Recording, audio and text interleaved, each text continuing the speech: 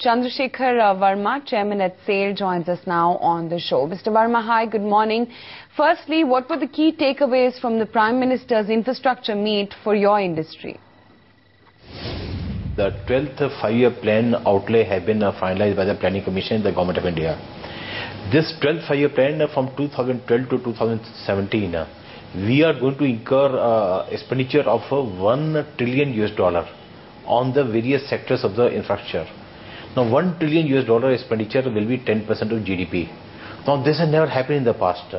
See, ever since we started the planning process way back in 1950, when our country got the independence, I think first time in the is a unique five-year plan where so much expenditure have been planned. And now year-wise, the breaking of the expenditure. And for the current year, so many other fiscal measures which have been reviewed by the Prime Minister yesterday, they have been announced. And let me also add one more thing regarding investment by the public sector companies in the various capital investment schemes. The Government of India have also assigned this task of monitoring the investment by the public sector companies to National Manufacturing Competitive Council, NMCC. They will also be reviewing the capital expenditure to be made by the various public sector companies in India. And the Government of India motive is to remove all the roadblocks to see that all these expenditure happen, so that whatever things we are talking about, the economy and all negative things, they are removed, roadblocks are removed, and we are again on the growth path. Let me tell you, India is ultimately the demand center, but at the same time we cannot remain insulated from the happenings of Europe and the US.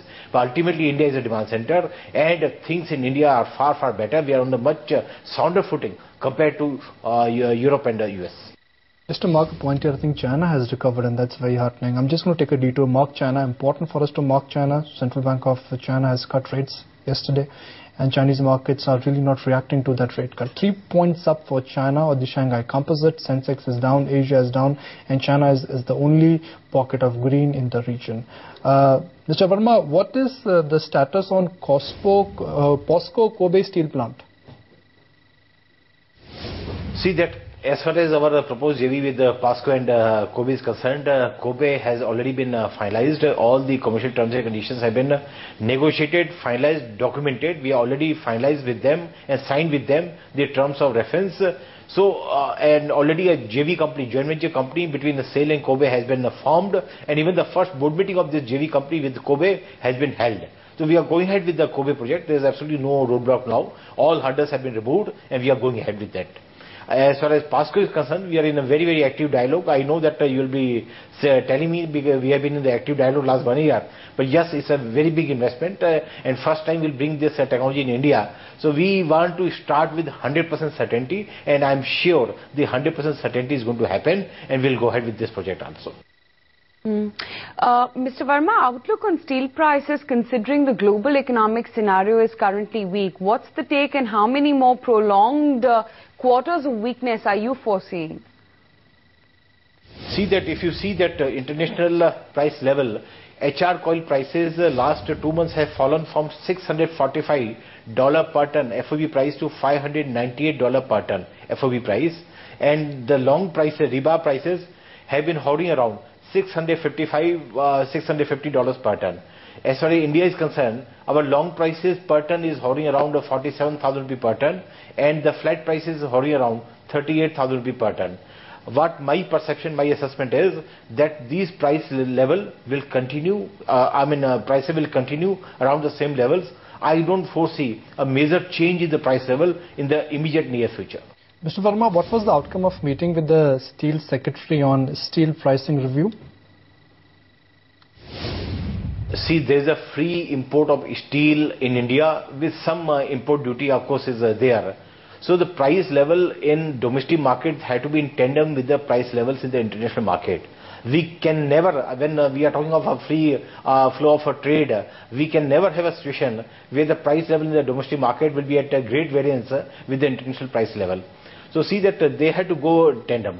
So the review meeting was taken by the Ministry of Steel just to understand the price behavior of various steel products and how there have been changes in the past, what are the input prices, and then what are the prices, inter-supply wise issues, about the quality issues, about the production issues, and about other various variables.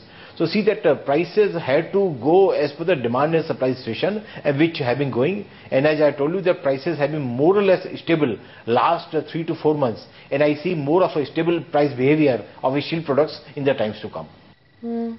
So, Mr. Verma, what is the impact of the rupee depreciation on sale and our input costs rising and steel imports becoming more expensive then? See, we had taken a hit of roughly about 899 crore in the year 2011-12, for which we have finalized the accounts on account of exchange rupee, dollar rupee variation. So, I mean, not only we, that all the companies have taken, because see that we are today importing 12 million ton of coal every year. 1 million ton of coal we are importing every month. So, and all the coal prices, they are in dollar. So, we cannot remain insulated from these, that fluctuations in the prices. As per, we are also having a hedging policy duly approved by the board. We are taking the hedge cover, but we cannot take, no company can take or takes 100% hedge cover. So some of the portion is hedged, some of the portion is kept open.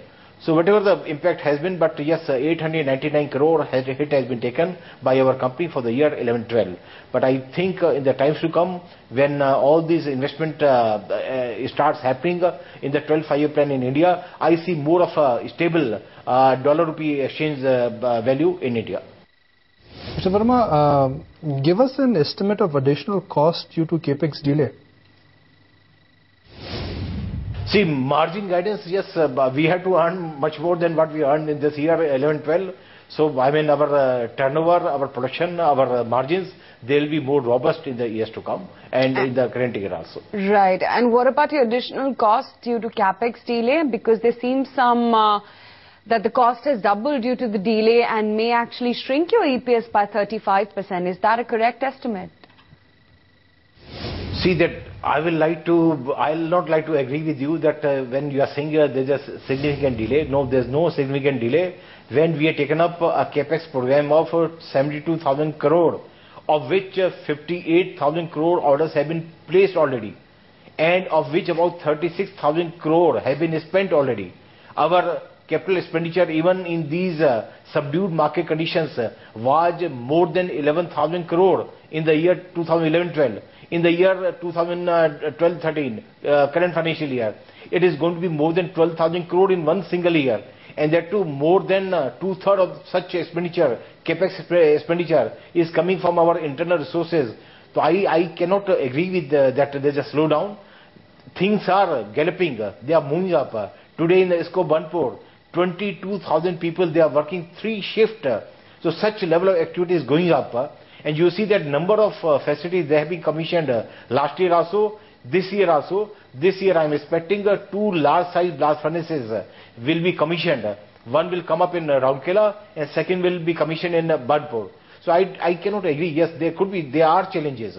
See that when we have taken up all this modernization expansion parallelly, simultaneously on all the plants, yes, there are issues. There are challenges. There are local issues also. There are local conditions also. But we are trying to surmount all the challenges, and I am sure that there are some delays, only some delays. I cannot call them as significant delays and all that, And that too, the delays are only in 1 or 2 plants, but remaining things are going quite in order. And even in 1 or 2 plants where there are some delays, we are trying to overcome these hurdles. And I am sure that with the commissioning of the 2 blast furnaces this financial year, which we have committed, before the end of the financial year, our hot metal capacity will go up from 14 million ton per annum today to 19 million ton per annum by the end of this financial year. What is your plan to secure iron ore and coal, because your capacity is increasing, and I'm sure in order to fuel your furnaces, you need a short supply of both coal and iron ore. See, iron ore, we are having the captive mines, so we don't have to buy any iron ore from the market. Today, our reserves of iron ore is about 4 billion ton, and this iron ore, our requirement presently is about 20-21 billion ton, which we are able to produce and which we are able to fulfill for our steel making. Even when our first phase expansion is complete, our requirement will go up to about 42 million ton, and we are fully equipped to generate this iron ore from the captive mines, and it will be able to take care of our requirement. As I told you, 4 billion ton is the total reserves of iron ore which we are having it, and even next 20-25 years, I don't think there will be any need to buy iron ore from the outside. So this is as far as iron ore is concerned. Yes, coking coal, our today requirement is about 14 million ton, of which roughly about 11 million ton we are importing from outside. So every month we are importing roughly about 1 million ton. We are through International Coal Ventures Limited, where I'm still chairman. I'm the chairman of ICVL also. We are trying to carry out the due diligence of 3 or 4 properties. Yes, we have been carrying out this due diligence last few months. Yes, up till now there has not been any success. Even in the international market, the valuations of these companies have come down with the passage of time. But I think in the times to come, we should be in a position to acquire at least 1 or 2 mines. Right, Mr. Verma, finally update us on the status of the FPO, because that is something that the market has been waiting for a long time. You might have seen from the paper reports now regarding FPO, the government divestment and the additional issue of equity by the company. These 2 things have been de-linked. Now, as far as the government divestment is concerned, the government will see the appropriate time when they can come out in the market. So it's for the government to reply.